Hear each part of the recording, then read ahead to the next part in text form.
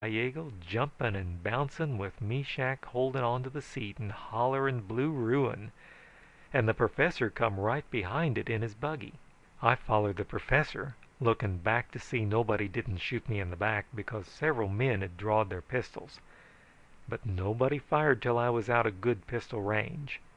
Then somebody let loose with a buffalo rifle, but he missed me by at least a foot, so I paid no attention to it, and we was soon out of sight of the town. I was afeared Bearfield might come to and scare the mules with his bellerin', but that brass rail must have been harder than I thought. He was still unconscious when we pulled up to the cabin, which stood in a little wooded cove amongst the hills a few miles south of Gallego. I told Meshack to unhitch the mules and turn 'em into the corral, whilst I carried Bearfield into the cabin and laid him on a bunk. I told Latimer to bring in all the elixir he had, and he brung 10 gallons in 1-gallon jugs. I give him all the money I had to pay for it. Pretty soon Bearfield come to and he raised his head and looked at Professor Latimer sitting on a bunk opposite him in his long-tailed coat and plug hat, the cross-eyed nigger and the monkey sitting beside him. Bearfield batted his eyes and said, "My God, I must be crazy. This can't be real." "Sure, you're crazy, Cousin Bearfield," I soothed him. "But don't worry. We're going to cure you." Bearfield here interrupted me with a yell that turned Meshack the color of a fish's belly. "Untie me, you son of perdition!" he roared, heaving and flopping on the bunk like a python with a bellyache, straining against his ropes till the veins knotted blue on his temples. "I ought to be in High Horse right now, getting married." "See there," I sighed to Latimer.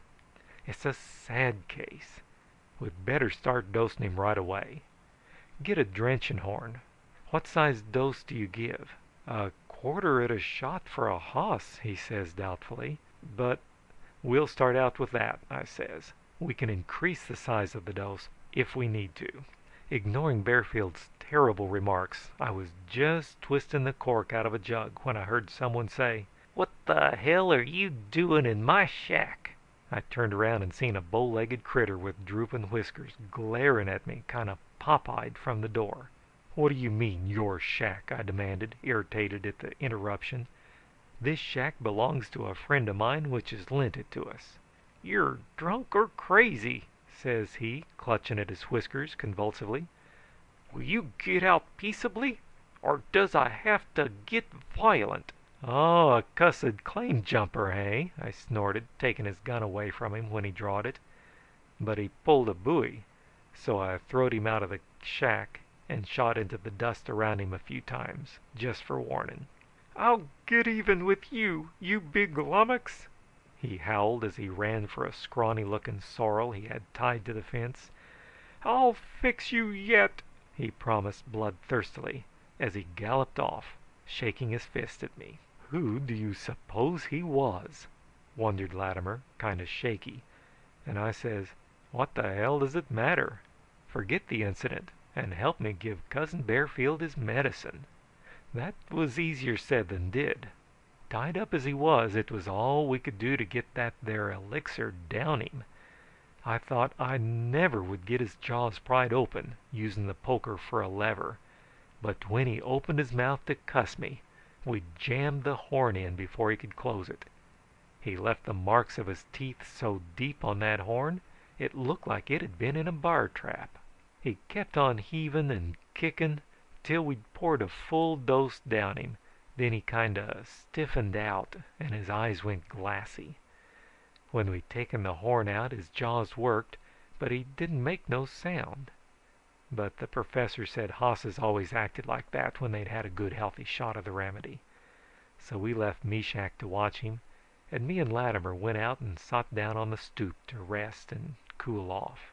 "Why ain't Meshack unhitched your buggy?" I asked.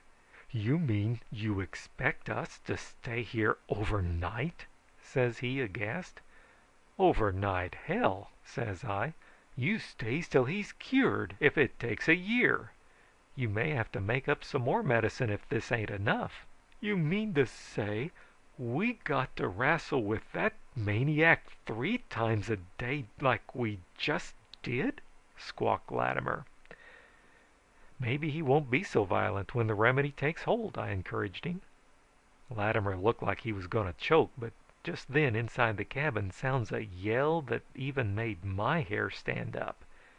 Cousin Bearfield had found his voice again. We jumped up, and Meshach came out of the cabin so fast he knocked Latimer out into the yard and fell over him.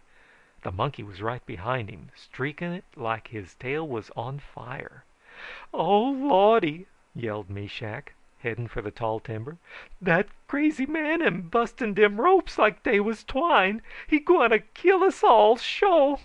I run into the shack and seen Cousin Bearfield rolling around on the floor and cussing amazing, even for him.